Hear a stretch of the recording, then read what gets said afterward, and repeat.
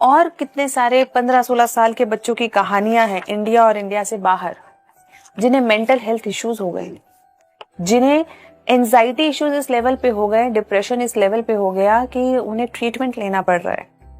एक और एग्जाम्पल, कुछ समय पहले, कुछ सालों पुरानी बात हो गई, लेकिन फायर चैलेंज, सोशल मीडिया पे देखा कि कोई एक चैलेंज चल रहा है जिसमें वो मिट्टी का तेल डाल के खुद में बच्चा आग लगा लेता है। एक बच्चे ने ट्राई किया, खत्म।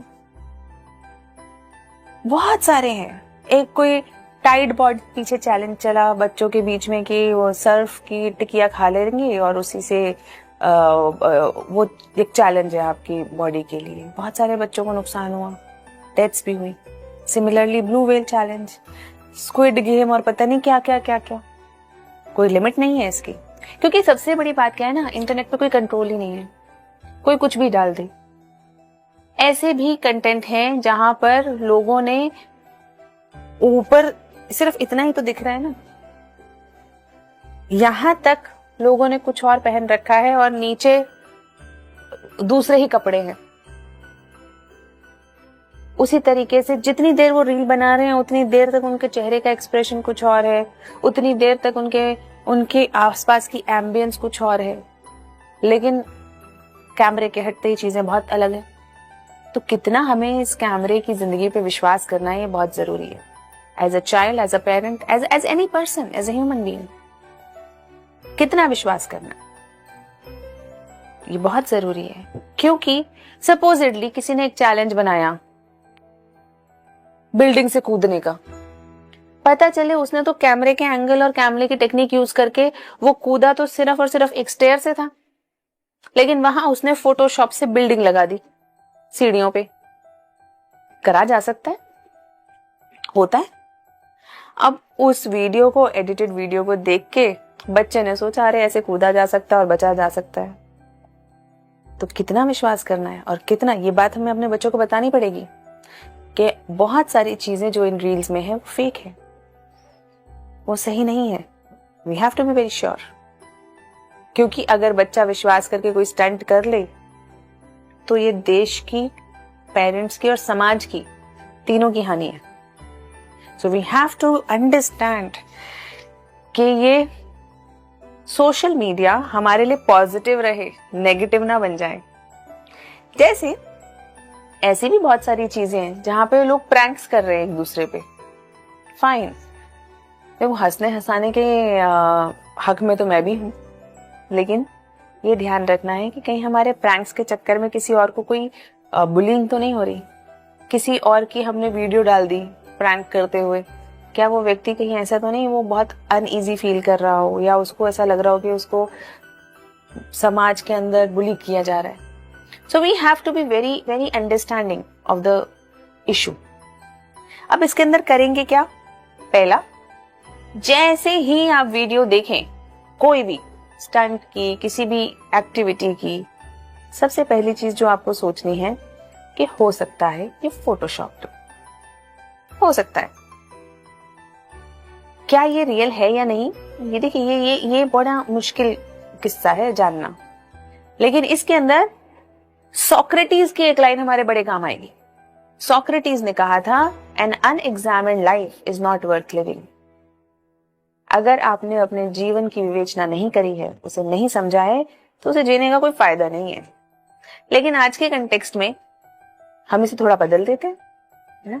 अगर मॉडर्न फीमेल सोक्रेटिस होती मैं, वैसे तो मैं तनु जैन ही हूं, लेकिन अगर होती तो हम इसको ऐसे कह सकते थे कि अनएग्जामिन्ड वीडियो, रील और social media content is not worth keeping in mind.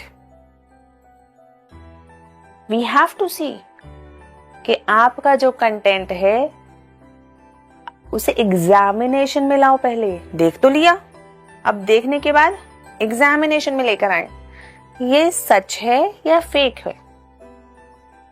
अगर ये फेक इसके अंदर हो सकता है तो उसमें विश्वास नहीं करना, हमें उसे एग्जामिन करने के बाद ही उस पर विश्वास करना है या किसी तरह से उसे उपयोग में लाना है, जहां आपको ये रियलाइज हो जाए कि ये फेक हो सकता है। और आजकल तो एआई मॉर्फिंग का जमाना है, मॉर्फ करके कुछ भी कर देते हैं, किसी का शरीर, किसी का चेहरा, पर कोई व्यक्ति है भी नहीं। और ये तो अब फोन में आ गया। पहले क्या था ना, थोड़ा टूल वूल की जरूरत पड़ती थी, फिर भी थोड़ा कुछ इन कंप्यूटर की नॉलेज चाहिए होती थी बच्चों को, या जो भी ऐसे लोग होते थे कि भाई इसकी इमेज काट के यहाँ लगा देंगे। अब तो फोन के अंदर है, फोन में ही बच्चे या लोग जो है वो क्या करते हैं ना, कि कोई है भी नहीं फोटो में, उसको फोटो से हिला देंगे, दूसरे बंदे को जोड़ देंगे, या किसी का चेहरा, किसी के कपड़े, किसी का शरीर, कुछ भी। तो ये मॉर्फिंग की जो दुनिया है ना, बड़ी खतरनाक है। यानी कि अब हमें जब पता ही नहीं सच और झूठ के बीच की जब लाइन ब्लर हो जाए ना, बहुत बहुत ध्यान से चलने की जरूरत है तब।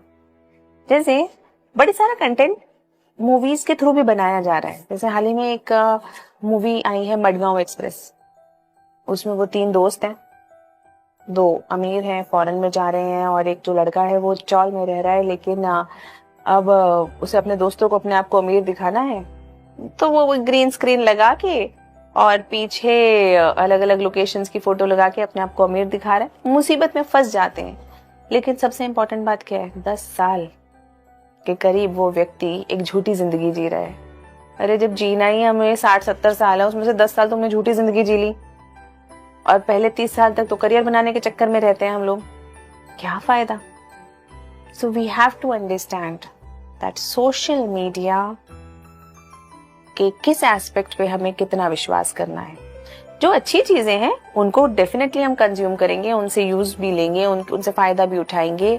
आप कोई स्किल सीख रहे हो, लेक्चर ले रहे हो, क्लासेस कर रहे हो, आप अच्छा कंटेंट सुन रहे हो किसी का, आप अवेयरनेस ले रहे हो, न्यूज सुन रहे हो, वेरी गुड। जिस लेवल पे सोशल मीडिया ने डेमोक्रेटाइज करी है चीजें, वो कभी नहीं थी। It's an unprecedented era, but let's be wise, we have to be wise. क्योंकि आग एक रेवोल्यूशन था जिसने हमें एक प्रगति के लेवल पे, हमारे एवोल्यूशन, ह्यूमन एवोल्यूशन के लिए एक बड़ा इंपॉर्टेंट रोल प्ले किया। वो हमारा एक, जैसे कहते हैं ना, लैंडमार्क था, थ्रेशहोल्ड था। उसी तरह से एग्रीकल्चर एक थ्रेशहोल्ड था, इंडस्ट्रियलाइजेशन एक थ्रेशहोल्ड था, इंटरनेट एक थ्रेशहोल्ड था, और अब ये सोशल मीडिया एक और थ्रेशहोल्ड। लेकिन जैसे आग पकाने के भी काम आती है और जलाने के भी, जैसे हमारा इंडस्ट्रियल रेवोल्यूशन पॉजिटिव भी था, नेगेटिव भी, इंटरनेट के भी अपने फायदे थे, नुकसान भी, डार्क वेब एंड ऑल, उसी तरह सोशल मीडिया के भी पॉजिटिव भी है, नेगेटिव भी। जितना हम पॉजिटिव की तरफ ध्यान देंगे उतना बेहतर हमारा जीवन होगा, समाज होगा और देश होगा। So let us try and understand and decode social media one by one, one issue by one. और अगर आप भी किन सोशल मीडिया से संबंध रखते हुए इश्यूज पे अपनी राय पेश करना चाहते हैं तो आप भी बता सकते हैं, so that we can have a very healthy discussion.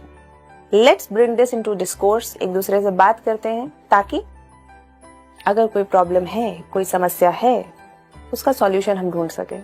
Thank you.